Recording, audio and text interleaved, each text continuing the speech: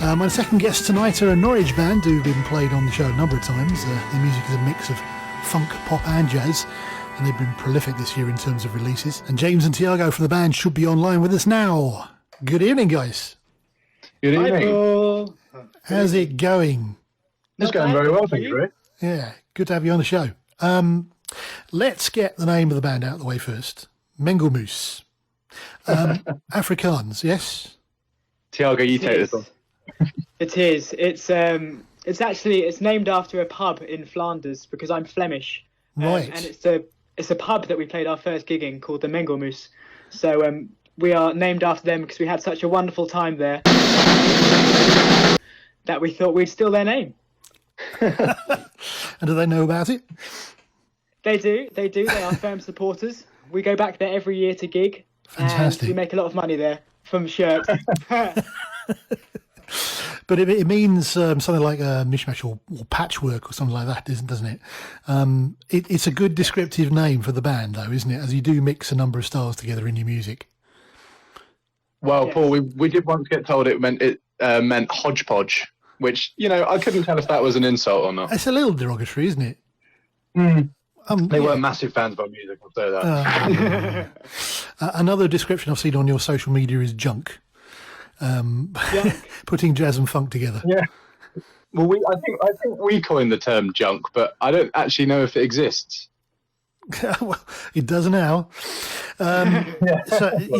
So you've been together for a few years now. I mean, how did you all meet? Well, Tiago and I actually met before the other two. We met on holiday. Well, we met at school, but we first started the band on holiday, and Tiago just said that I want to write some songs, and I said, great. And then, obviously, the drummer came next. We went to school with him as well. And then the guitarist came after that, and we went to school with him as well. Fantastic. You've been keeping yourselves fresh by doing some jamming over the last few months, and how's that been going? It's hard, but it's obviously you have to keep distance away from each other. Right. Yeah, especially with coronavirus and social distancing. We've been doing some Mengel jams on our social media, so doing that independently in our own homes and then contacting other musicians, which we think are good, and seeing what happens. Yeah. It's been very exciting, actually. We've had a lot of good things come from it. Well, it looks like you're having a lot of fun doing them. And as you said, with some guest vocalists too.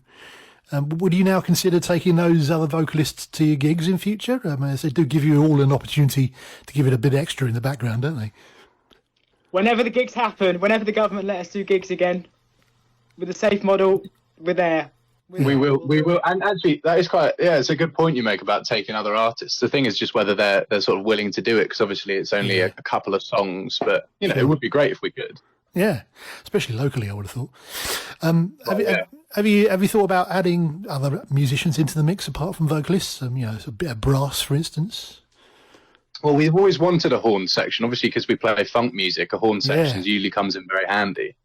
Things like Average White Band and big influences of ours, and obviously they have a horn section. But it's just, unfortunately, it just becomes too many people to organise at the same time, so you have to kind of bring them in independently.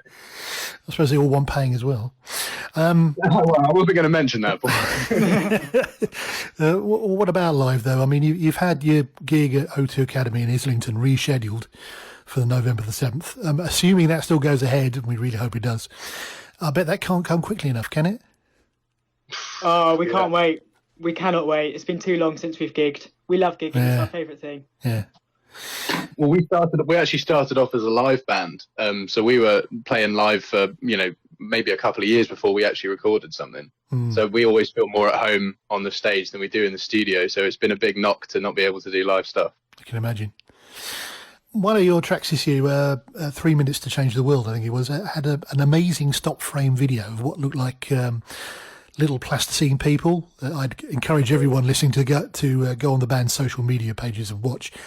Was that made specifically for the song?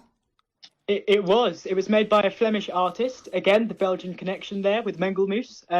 Called Flute-Berger, and she makes lots of kind of claymation, stop motion things. And we asked her if she would be available to do a music video for us, and she very kindly said yes. So that was the result. It's very, very fun. It must have taken forever to make. I think she said it's about 12 hours in total. It's long enough. Yeah. Yeah. You've released a number of tracks already this year, another one of which we're going to hear in a moment. But do you have anything else in the pipeline this year?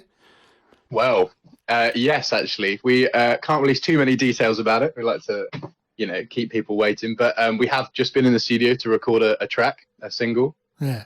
So that is in the pipeline, yes. And we also have a collaboration as well. Speaking of collaborations earlier, we have a collaboration with a female artist who we also can't announce. But that's in the pipeline as well. So, yes, a lot of fun stuff to come. Super stuff.